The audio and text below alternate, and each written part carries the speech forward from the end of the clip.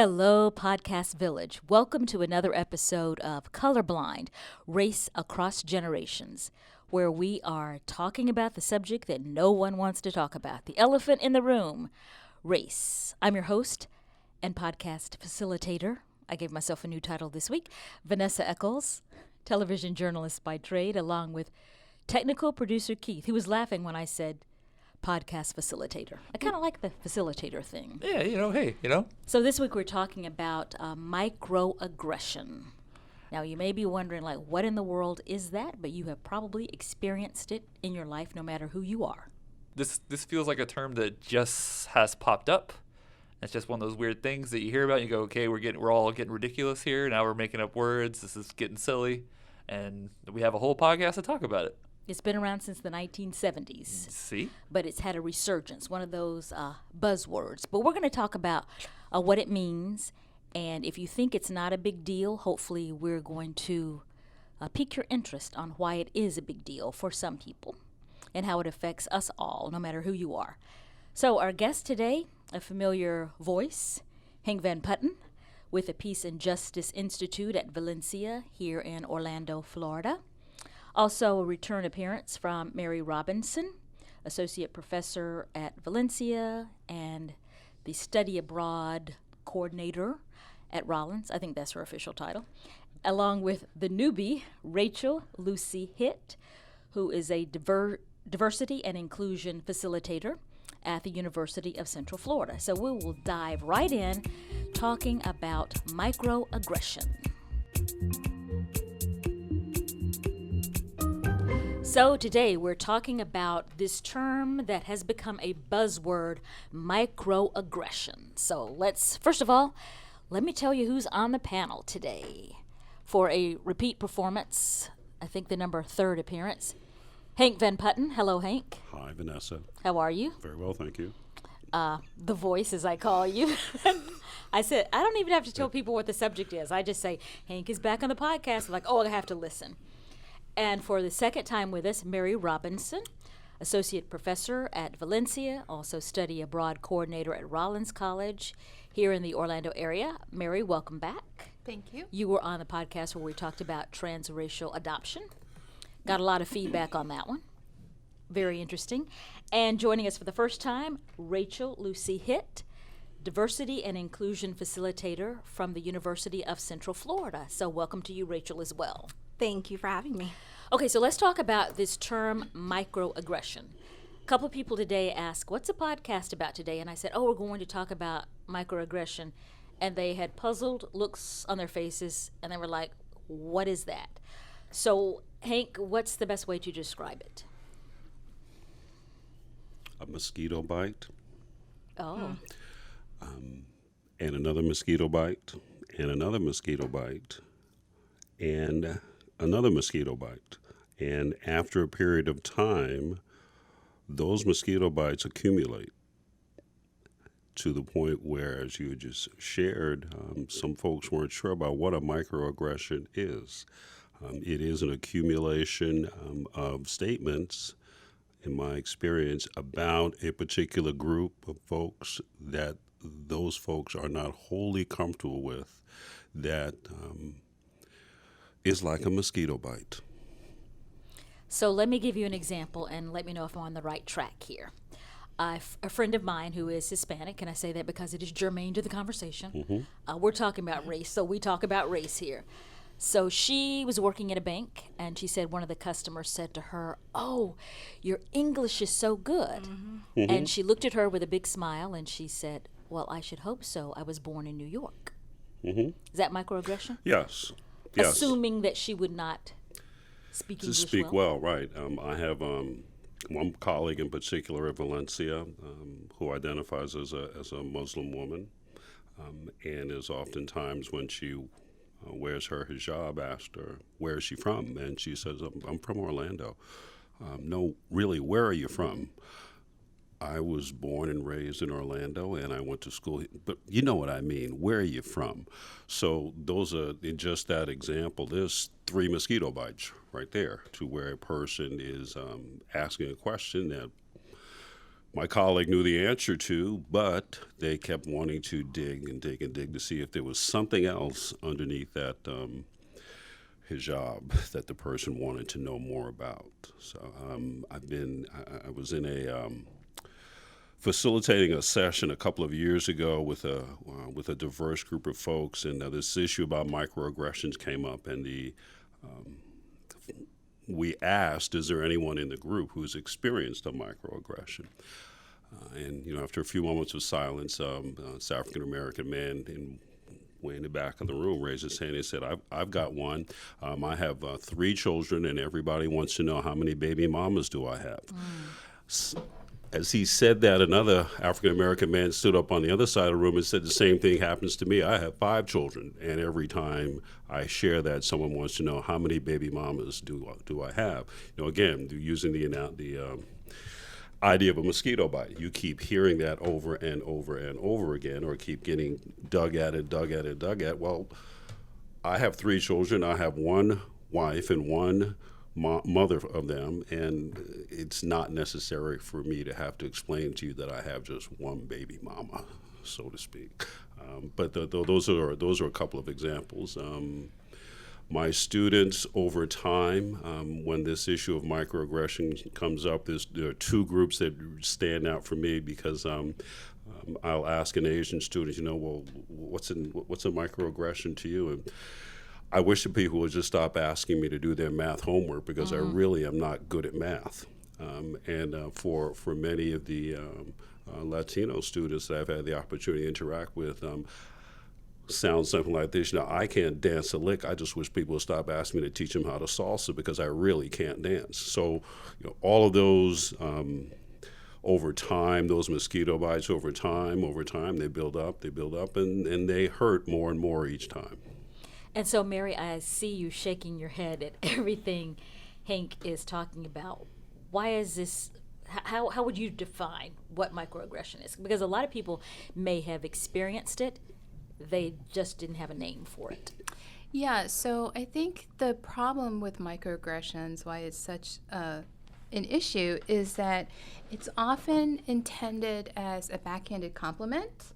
It's often said in a joking way and very normalized, which makes it acceptable behavior. But it's very much steeped in bias and what I call subtle racism, which can be more detrimental than overt racism, right? If I know you're a racist to my face, I know how to deal with you. But if you're a colleague or a friend and you say or physically act a microaggression, right? That's a very different level conversation, and people get defensive about it because they're like, I'm not a racist. Okay. I was paying you a compliment. Right. And, to Hank's point, I've had students in my class, as the educator in the room, right, I've had students say, Professor, I was so concerned about your English on the first day, but I'm so glad it's so good, right? In the workplace, I've had colleagues that call me by the first name of another Asian colleague, right? And you immediately think what? I think if I called you by the name of because it's typically always a white colleague. If I called you Sue and your name is Debbie, I wonder how that interaction would happen, right? And I get the question too, but where are you really from, right? So it's really problematic because people always think it's done without harm. And it can create more harm in the workplace, in the classroom for our students, particularly when those biases come through and you just assume that the black male student is, lazy or not putting the effort in when they may have issues at home or they may have a learning challenge, something like that, right? So, yeah, it's almost insidious. And people get very emotional about it and don't want to talk about it because they are afraid they might be labeled a racist or a misogynist or homophobic, right? Any of those ism things. So why is it a big deal? Because there might be some people who are like, oh, you're just being too sensitive. Quit being so sensitive. Toughen up. Well, so if I am applying for a job and I happen to have a name that sounds African American or Muslim or Middle Eastern, it's been proven that oftentimes applicants with names that might reflect a person of color are immediately put to the side, right? That's discrimination now because of a microaggression. Well, maybe their English won't be so good, right? And I've got X position and I need someone who can really speak English well, so let me go with John Smith. So it creates these disparities that are considered normal. And it's hard, it's kind of like this, plane of existence that is not solid and tangible, but it's there. So then how do you deal with it? How do you help to correct it? That's why it's a problem. So how do you correct it? I think for me, I try and make them teachable moments. Sometimes with reverse humor. So for example, the student that said to me, "Oh, Professor, your English is so good." And this was coming from a Latina student. Oh. And I said, "I'm so glad yours is too." Because in that response, right, I'm clearly saying to her, do you understand the ridiculousness of what you're saying and how it can also be put onto you?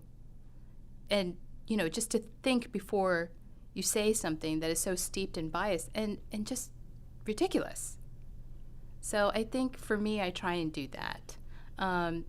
When I was younger, I would be like, oh, you know, I'd play it off or whatever. But I think with age and wisdom and experience, you know, we try and learn from it and teach something from it. And so, Rachel, tell us about what you have going with this workshop, because one of the issues you will deal with is this idea of microaggression. Yeah, definitely. You know, we have a lot of different workshops at UCF. That's my primary role is to facilitate, bring people together, and facilitate dialogues on all different aspects of identity and social justice. And we actually decided to dedicate an entire workshop just on microaggressions. I mean, don't get me wrong, microaggressions are probably brought up, mentioned, talked through in almost every topic across the board.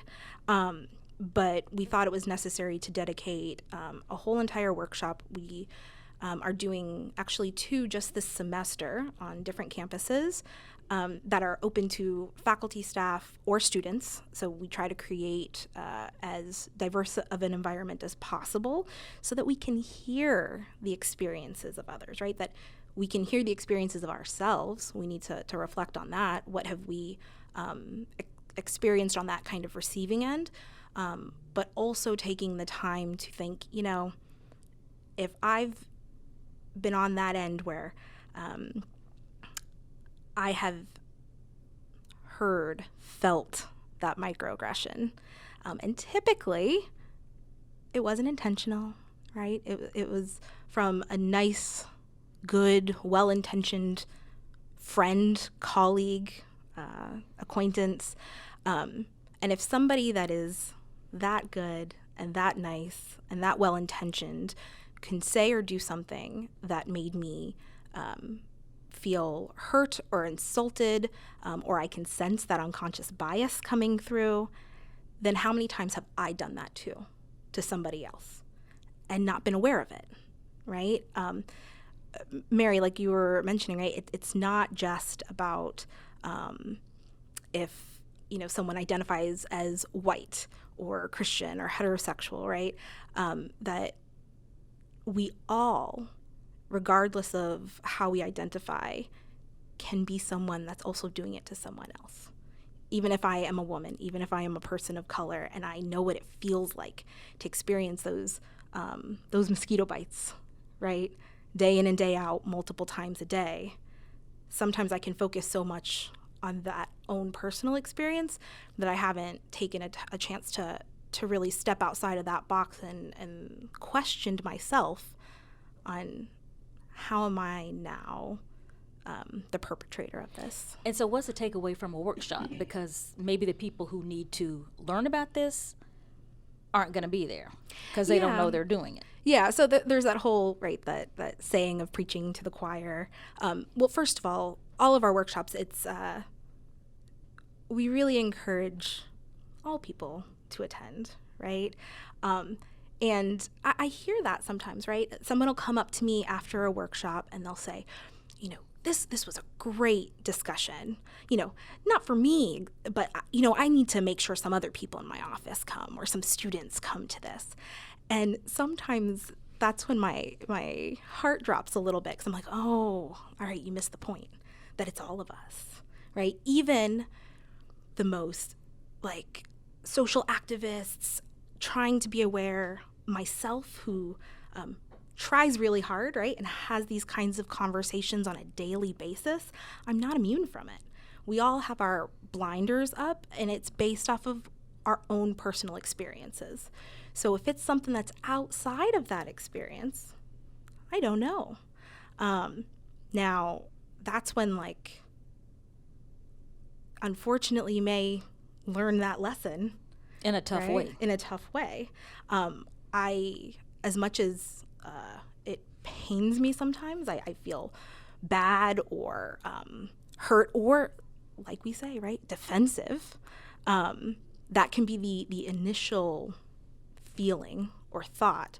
But I try to pause and I try to take a step back and really listen to what's going on, right? Because it's not about my intention at that point. You know, you hear intention versus impact. And I typically say intention doesn't matter, the impact matters. I will say intention does matter. It just doesn't matter more than how I'm impacting another person. And so, Hank, when you have found yourself being the perpetrator, so to speak, of this, an act of microaggression, then what do you do? Before I respond to that, I wanted to speak a little more on this intent versus outcome piece, because I think that that's oftentimes where a person who has said something that another person has taken as a microaggression, well, I didn't mean it, but I was just I meant it as a compliment. Right. I think Mary used the phrase a backhanded compliment, yes. That's fine if it's just the first time, and not only the first time from that person, but the first mosquito bite I've gotten on that day. All right, so then I can, all right, let's move on. A couple of years ago, I was facilitating a group. Again, subject about microaggressions came up, and I shared a couple of the examples I already did today, and then another one that I shared was about the use of the word Oriental. And how that word means that you are an inanimate object. That you're a rug, you're not a person. You're a rug, you're a picture, you're a clock, you're a table, you're a chair, but you're not a person.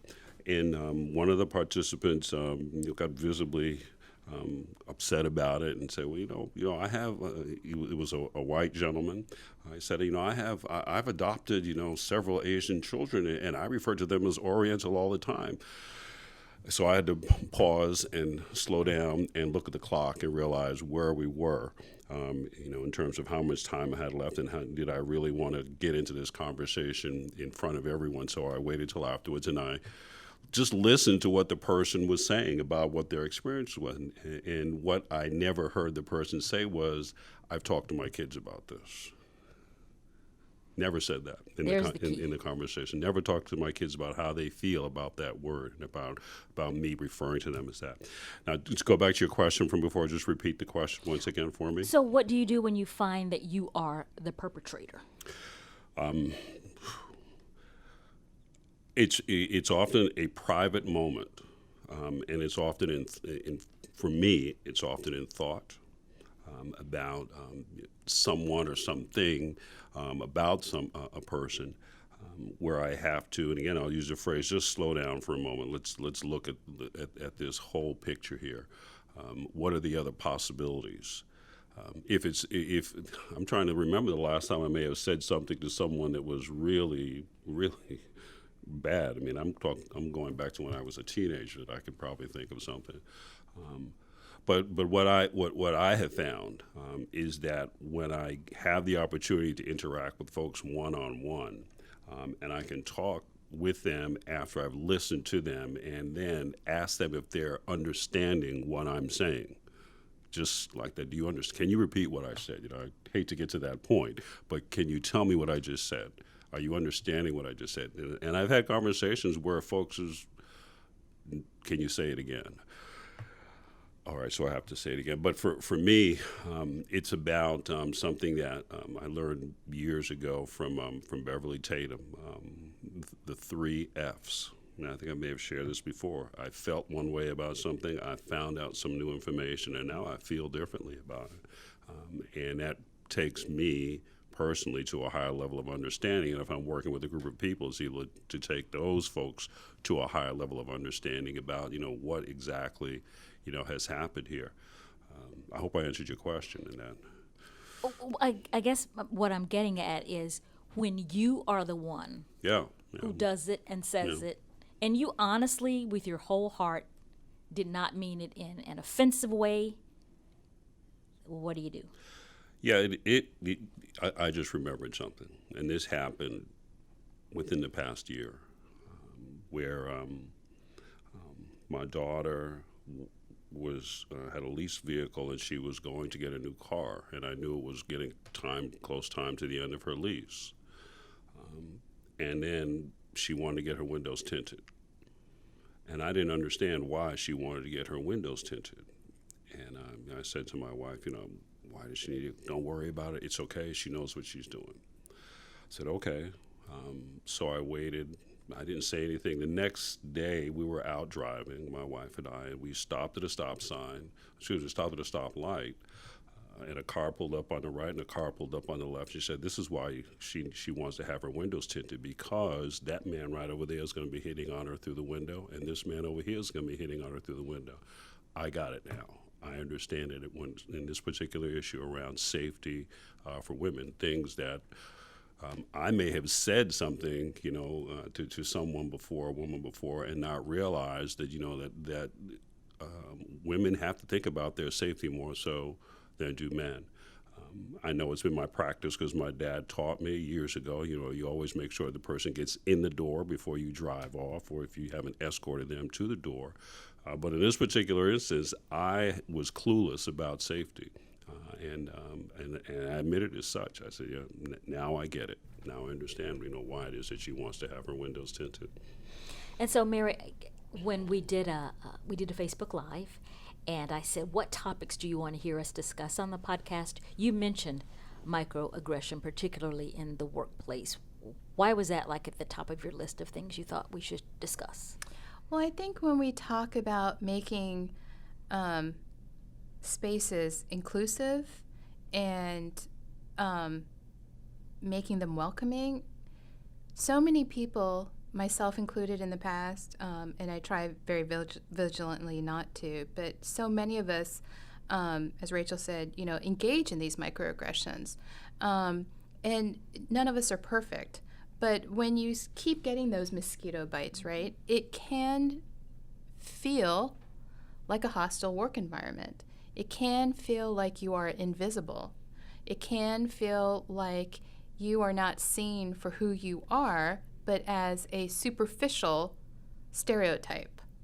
And we spend a lot of time at work. I don't know about you guys, but I spend more time at work than I do with my family, right?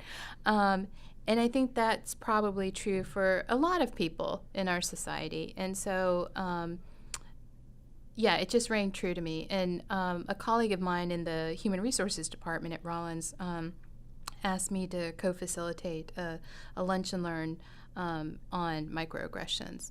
Because if nothing else, whether people walked away with how to handle them or anything else, they walked away with the knowledge that it exists, that it is real, and that it can be harmful.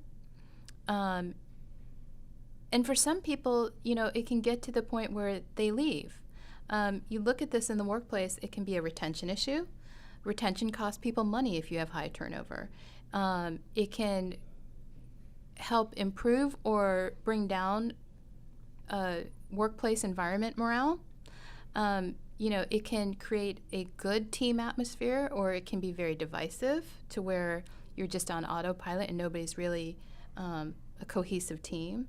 So I think it's really important that it is made aware of, because people may be new to the term, they may not understand why it even matters, but there's definitely work to be done on this.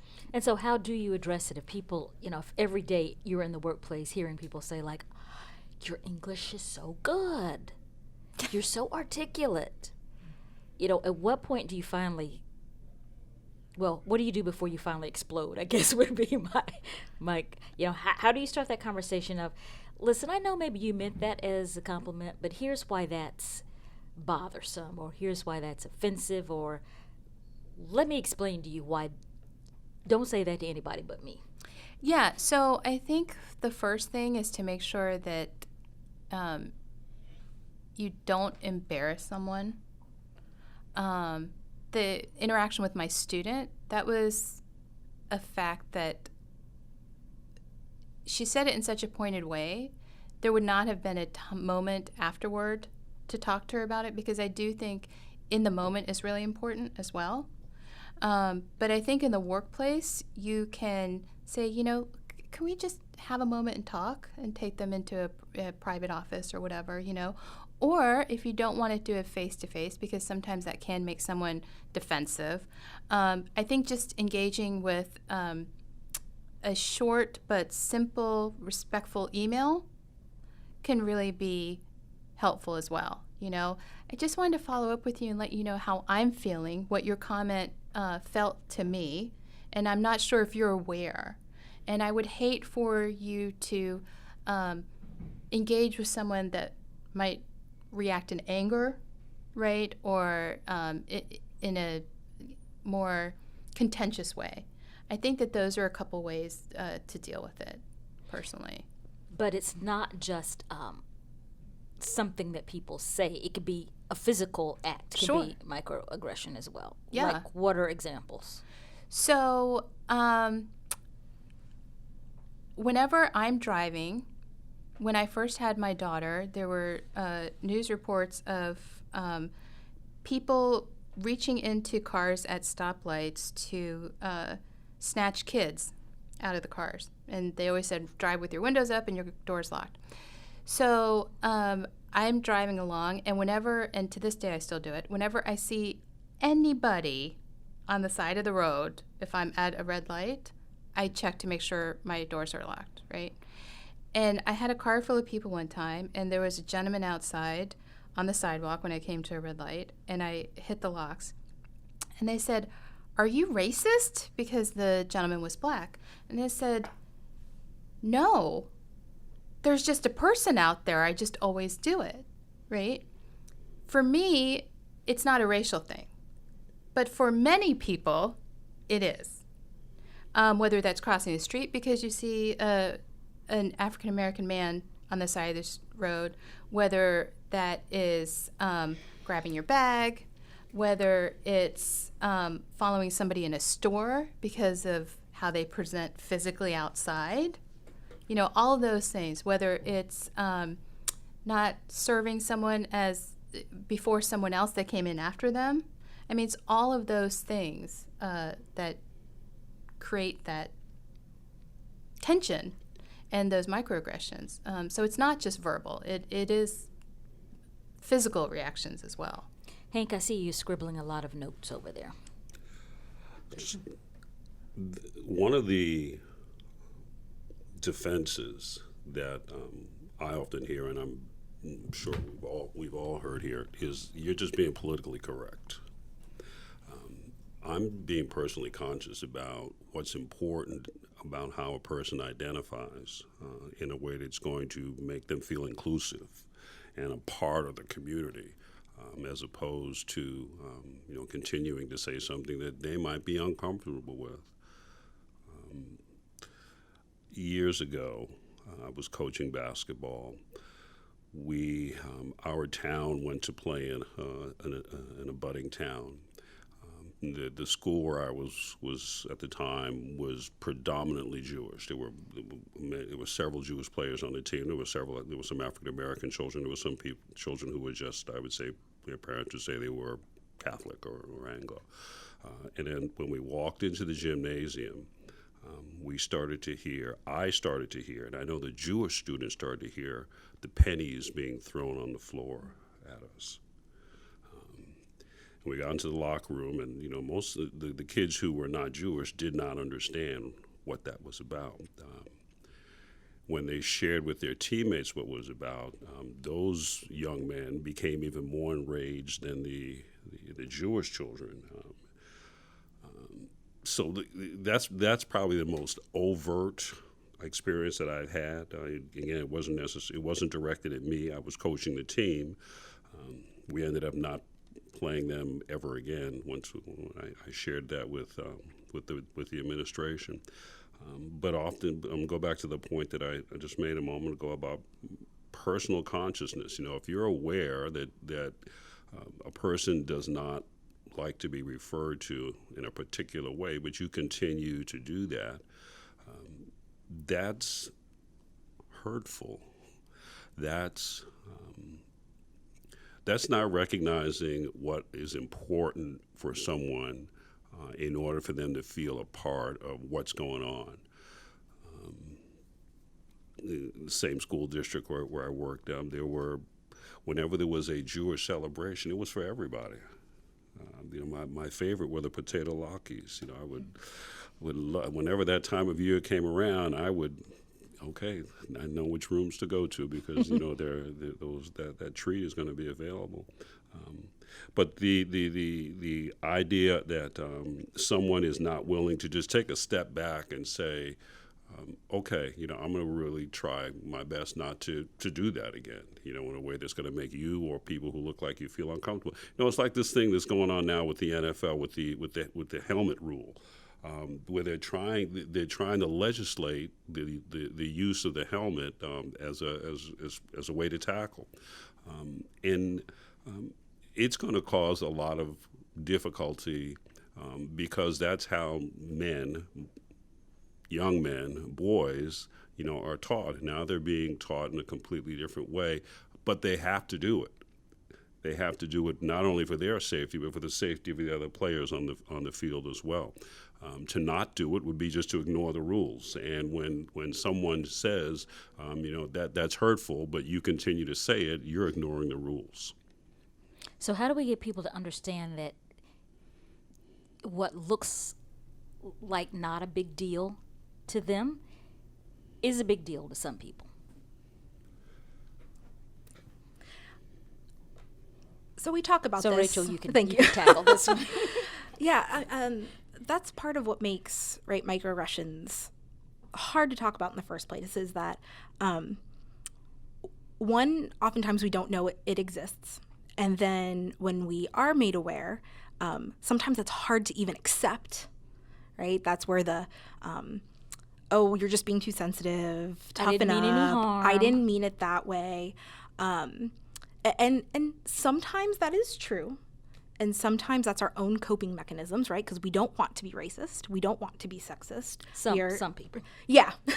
I can't say for everyone, right? Well, but so that's the thing with microaggressions. There's different kinds of microaggressions. And so some of them are conscious and intentional and overt. And honestly, those are the ones I don't really focus on in our workshops because, Mary, as you were saying, those are the ones that we have come to a place where many people can at least spot it, believe that it's wrong, and that hopefully there's a mechanism, policies, or even social culture and climate or laws that are meant to be there to protect, right? Sometimes that works, sometimes it doesn't, but we can spot those. It's the ones that those micro insults, those micro invalidations, and it's usually actually the hardest ones, for me at least, are when they're really good intentioned. And an example, and it always causes a reaction, usually on all different kinds of reactions, is talking about colorblindness, or being colorblind when people say, oh, I don't see color. Because we did a podcast on that. Did by the you? way. Yeah. Especially since the name of the podcast is Colorblind. I said, let's do a podcast on the fact talk that about that. colorblind doesn't exist, but I still call this podcast Colorblind. Okay, go ahead. But it's typically coming, I mean, it can come from a place of, I just want to look good, right? But a lot of times it's coming from I don't want to discriminate. I want to be a good person. I don't want to appear racist. Yeah. But really that can be like stripping someone of who they are, or at least what they experience. And that's part of do you believe it's really happening? You know, when people come to workshops on microaggressions, the goal is not for people to walk out knowing this is a list of what I can say and this is a list of what I can't say, right? One, because that's so limiting anyway, right? And context matters and all of these things. But also, I mean, even back to, Hank, what you were talking about in the example of the person who adopted Asian children and said, oh, I use the word Oriental all the time, right? Even if it was that person's child, right? Or some other adult saying, well, I identify as Asian and I have no problem with people saying Oriental. People oftentimes will take that and say, well, I know somebody that is not offended by that. And that means you're overreacting and you're not taking it the right way. That's why we can't have a list of right and wrong. It's not a list. It's what kind of environment am I creating? And, we talk about political correctness too. We actually usually start out the conversation that way because I'm not here to, wave my finger at you or at myself, right? And say, that was good, that was bad. I can say, honestly, you can say whatever you want to say, but know that there will be repercussions to that. Yes, there could be, legal or policy and things like that, but I'm more concerned with the person to person. We have to know why we're coming to the table, right? Do we truly care about creating an inclusive environment? And if we do, it means I care about how you are interacting in this environment, how you are being supported, and how we work together, right? Whether that's in the classroom or in an office, and everyone will have a different opinion and viewpoint, and that's okay.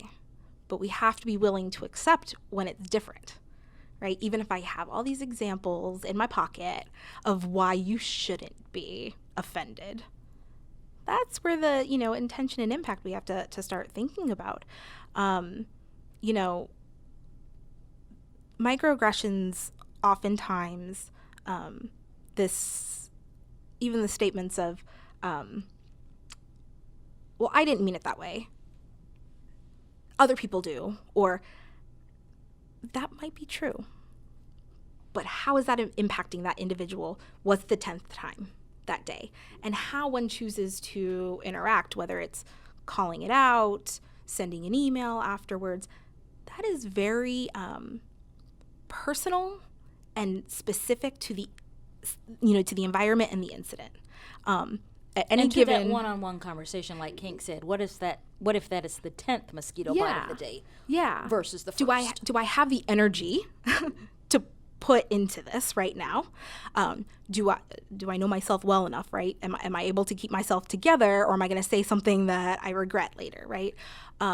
Is this a person that I know and have a standing relationship with and can talk to on a different level than somebody passing me in the grocery store? And I'm telling you, it happens all the time with perfect strangers in stores or gas stations, and some of them are well-intentioned, some of them are not so much, but they happen all the time. And so what happens?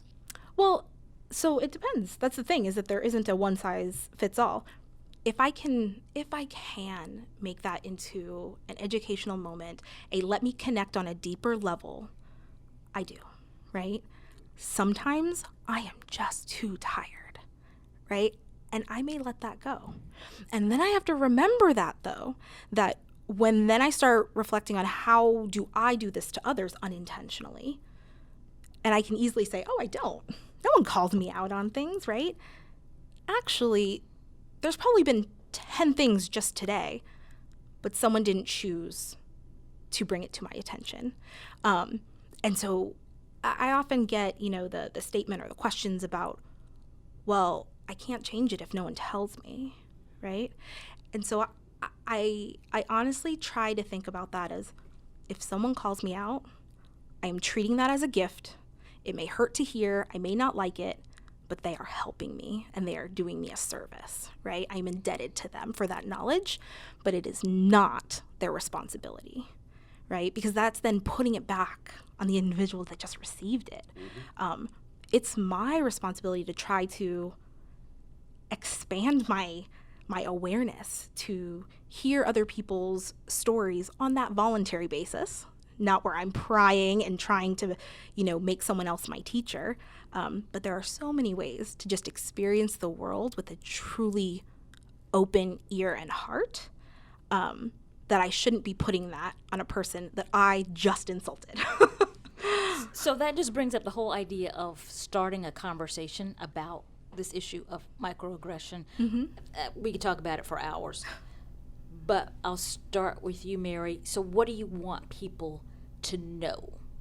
How do we start the conversation? How do we receive when someone says, you know what you said was offensive, it hurt me, why in the world do you think that, blah, blah, blah. Yeah, so I think what I want people to know is that it is pervasive. We're all guilty of it. No matter your race. Yeah, no matter your race or your gender or your sexual orientation. I mean, I've had... That pretty much includes everybody. Yeah, everybody. Or your religious outlook, your political beliefs, it really is everywhere. But we can't fix it if we don't know it, right?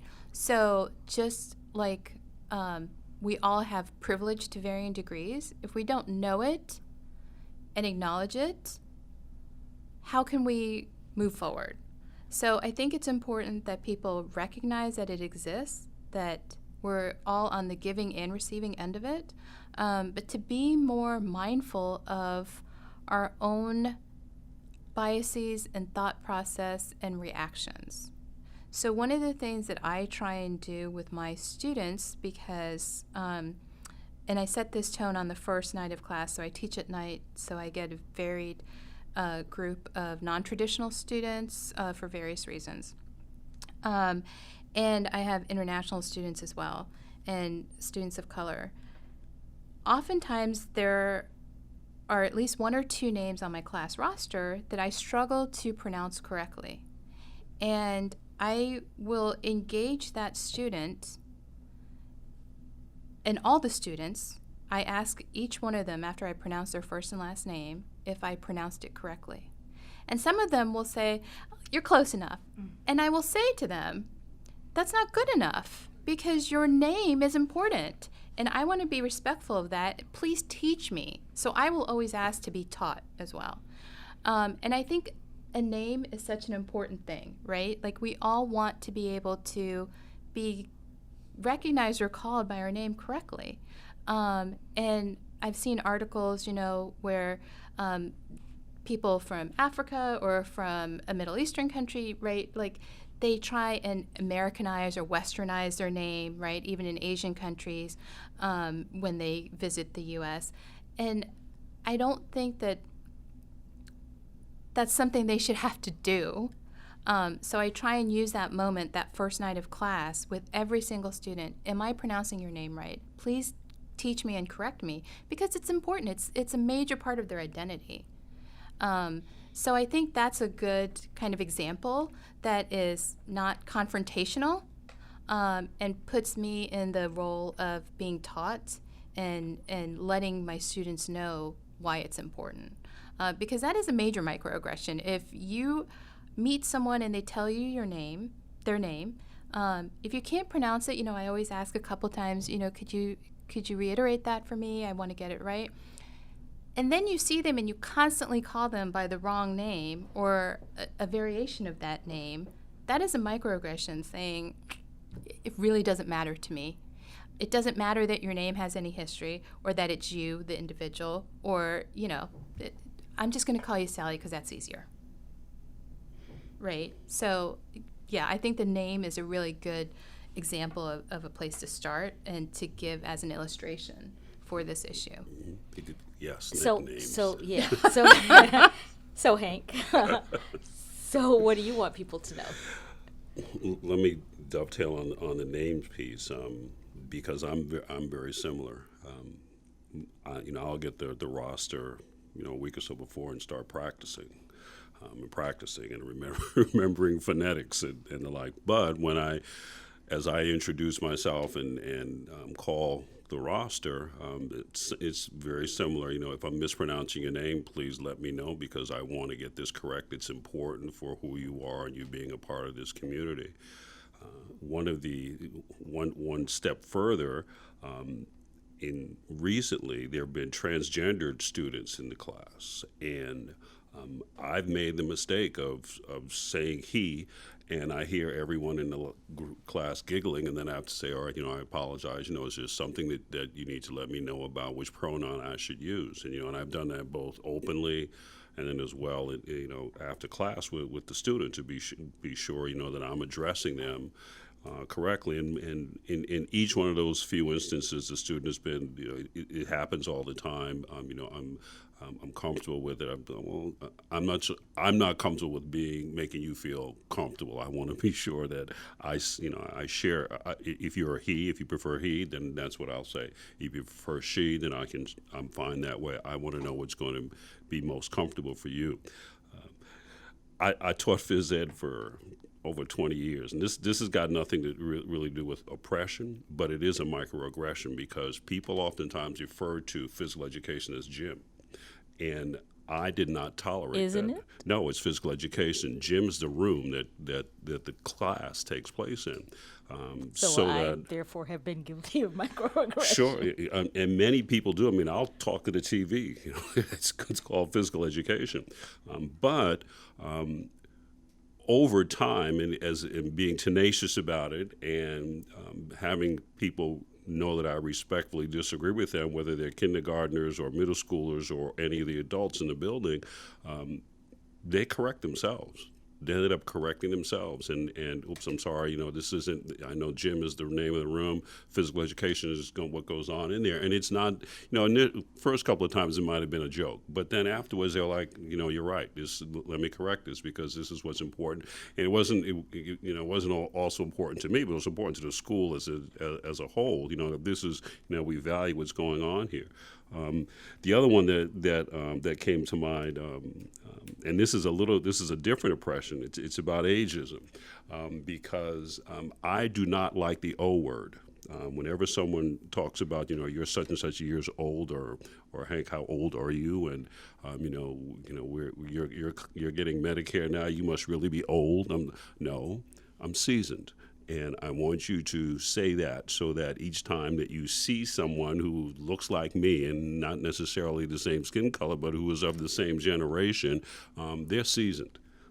Just like a nice wine is seasoned, over time.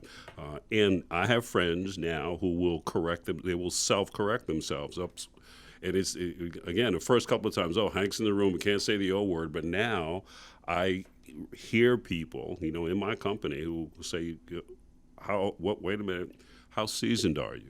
And not done in a way that's being, funny or trying to make light of the point. I'll stop there because what I hear you're saying, it is all about respecting how the other person receives your message, yes. Whatever it is. Yes. And so Rachel, what do you want people to know? Well, I wanted to maybe add something to it as well, that because this happens a lot too in our discussions. We talk about something that maybe is seemingly small, subtle, but collectively has a significant impact as an insult or something that's degrading. But there's another piece to it. The piece is that it's based off of an aspect of marginalized identity, right? So someone could say something, even if it was intentional, right, that was mean or rude in a general sense. And that's not the same thing. It's not good. I'm not advocating to be mean to one another, but it's not the same thing as a comment or behavior that is based off of that marginalized identity, right? We can all experience it in different ways, but not always on the same aspect, right? So I may experience it because of my perceived race or ethnicity. A white person doesn't necessarily experience microaggressions because of that piece of who they are. They may experience it for 100 other different ways. But it's oftentimes kind of confused in that way. So it's not just making the mistake either. So it was a great example of how with the gym, because I didn't even think about it, to be honest. So I learned something from that in physical education.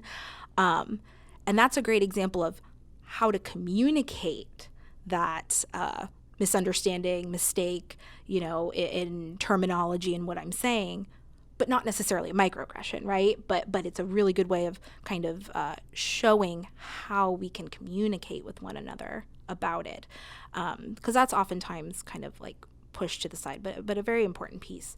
And one other thing, too, is the impact of it. I would love for the reason why it's important to just be because we care about people, right? And we care about their feelings and how they perceive because we what we care. say. I mean, I truly do. That sometimes is not enough, right, for people to hear. And so in addition to that, not saying that that's not important, but in addition, there's a whole other things that are impacted, right? I think, Mary, you were talking about like retention in the workplace, right? When we experience these things, it can lead to isolation and shutting down, right? Which can lead to not being as productive or the creativity and the collaboration within an environment. It can also lead to, honestly, to health concerns.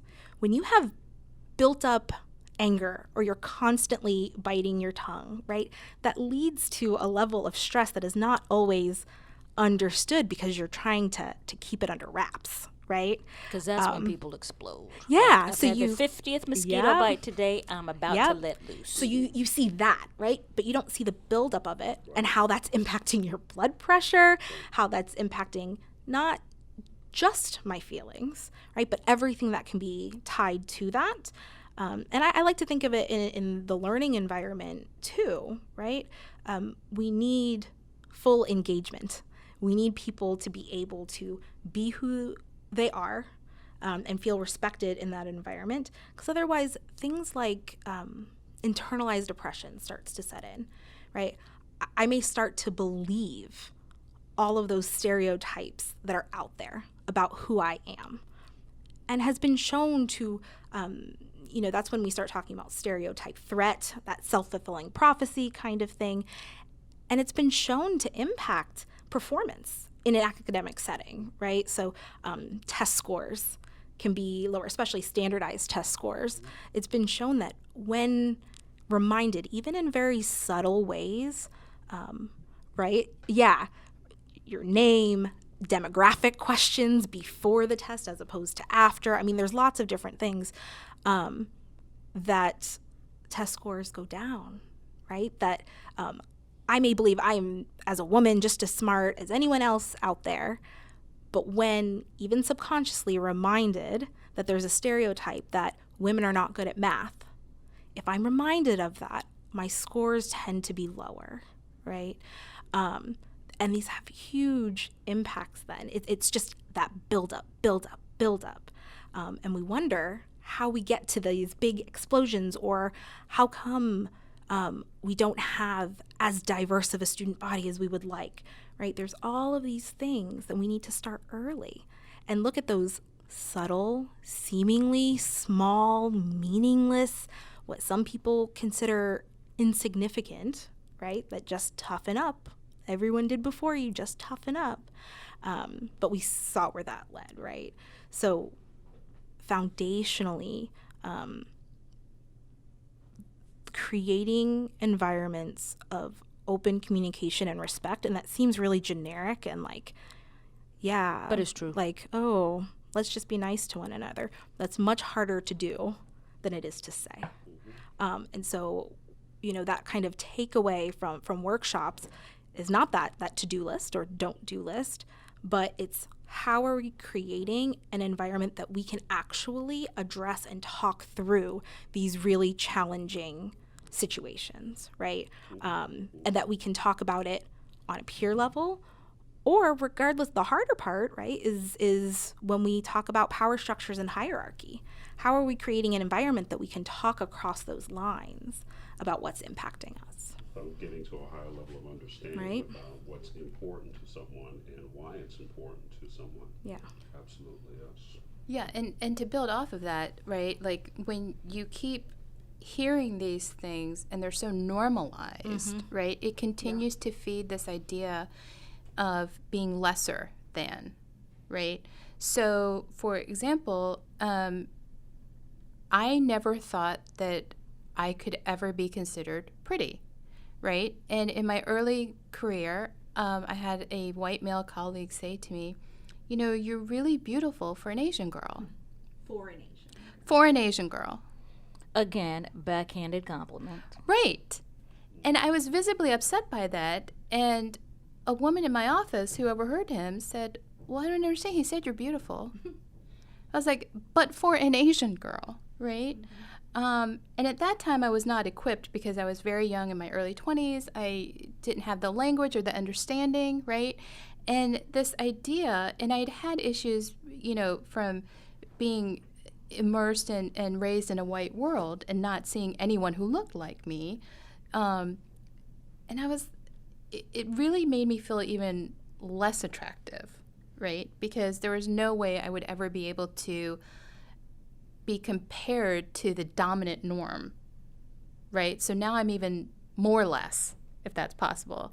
But it's this idea of letting people, even if we don't respect the differences, at least accept them and let them be their full self, right? Because it's very damaging, and more and more research shows that microaggressions cause mental health issues, physical issues. It can be very difficult to climb out of that, and it's this pervasive way of keeping people in their place, so to speak, right? Because you start to believe it. The internalized depression. Yeah. And it can be very damaging, right, on so many levels, beyond my superficial not feeling attractive thing, but I mean, in other ways. And you look at how it seeps into, redlining, incarceration, just this whole idea of how the opioid issue is being addressed now, all of these things that are steeped in just millions of mosquito bites. Right? Opioid being addressed differently than crack cocaine was. Right. Yes. Each time that I hear the phrase mental health issue in talking about opioids, it's a mosquito bite, because that was not what it was for African American folks during the struggles of the 80s and 90s and into the new millennium when it came to opioid abuse. It was let's 3 strikes and you're out, and let's get folks to jail. It's not a mental health issue. That's a good microaggression. Well, I mean, A good example of a microaggression. Right, but one that has such a broad-reaching negative impact on whole communities. Yes. So yeah. And I think that you mentioned the health issue and the housing issue. It's also an economic issue as well. If a person on the who is interviewing someone has all of these ideas about the person that's sitting across from them who may look different from them before they even get into the conversation, and as soon as they walk into the room, they're probably not going to get the best person that they're looking for. They're probably going to find somebody who is, I don't know, aside from looking like them, plays golf or bowls or something along those lines, that they can connect with. That's a really good point. I appreciate you bringing that up, because that one really, it's like a knife in the side each time that I hear that, because I've had family members who were opioid abusers over time, going back 30 years or so, and it was never a mental health issue then. It was never a mental health issue. It was always, how quickly can we get folks into jail? 3 strikes and you're out. And then the next administration came in and said, well, we're going to make it, 3 strikes and you're out even harder. And it just kept going on from there. But that's a whole other podcast. Yes, it is. So this is a good point for us to take a break. Thank you for giving me another podcast idea. And when we come back, those of you who've been with us before, Hank and Mary, know it's time to answer this question, Rachel. When it comes to race, I admit, and you fill in the blank when we come back.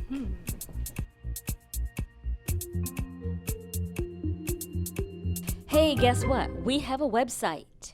What? Yes, we do. It is colorblindpodcast.com. It's held together by duct tape and strings right now, but it's there. Yeah, we've you been hit enter, working on it works. We have been working on it for a long time. But if you go to the website, or shall I say when you go to the website, colorblindpodcast.com, you will find all of our episodes. All you have to do is point and click. For all the people who said they couldn't find us, couldn't figure out how to work iTunes or Google Play or Stitcher or any of that, we've made it very easy for you. Enough from you people. Thank you. And you're welcome.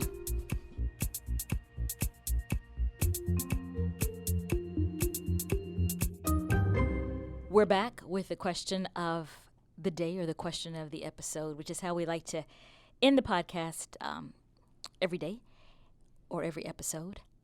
If you're listening to it today, it would be every day. So we'll start with you, Mary. When it comes to race, I admit, I don't know it all.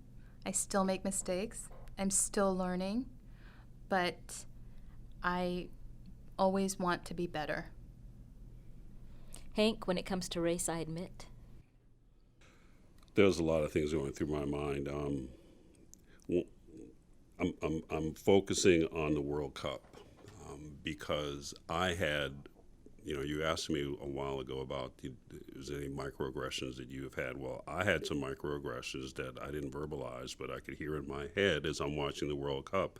And I'm watching, a German team that has a star player who has a Latino surname. I'm watching a team from France that has several Africans on their team. And throughout the entire World Cup, I'm continually challenged about what country A people should look like, or country B people. I'm still a work in progress. I've said that before. And I think that when it comes to race, I admit that I just have to keep slowing it down, because when I don't slow it down, I fall into the traps that I'm trying to keep people from falling into. What's the trap? Of calling someone something that they don't like, or making reference to someone, because it could be body size, it could be a country that they're from, or it could be the color of their skin or their gender.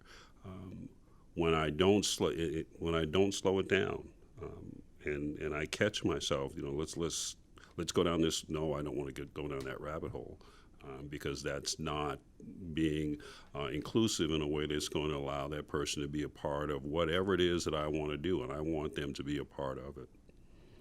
Rachel, the newbie, when it comes to race, I admit. That is so hard.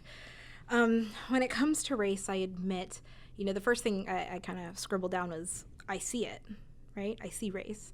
But when I really started thinking about it, I also wrote that it's not real, but it has real consequences, right? The definition of race, the way we categorize has changed over time.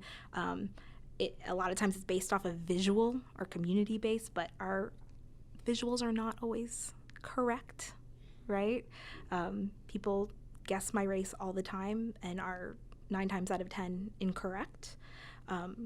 So it's not singular, it's not stagnant, it is not one size fits all, but it has a huge impact on all of our daily experiences, even if someone identifies as white. Well, thank you all. I think we've had a great discussion just getting started on the issue of microaggression, but hopefully people who are listening will take this to heart to just kind of listen to when people tell you something. Don't brush it off as like, oh, that's not significant, or you're just being too super sensitive. It's about the impact it has on other people. So thank you all three for joining us. Thank you.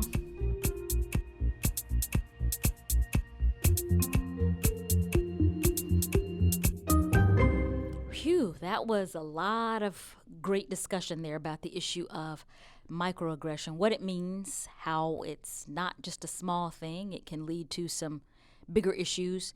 Gave me a lot to think about on that one. I like how they said, like, everyone has done it, so don't think if you're a person of color you haven't been the perpetrator of microaggression. Affects us all. I think we saw it firsthand because Hank, as we brought up examples, Hank kept getting more microly aggressed, and towards the end he was downright aggressive. So, but it's all good.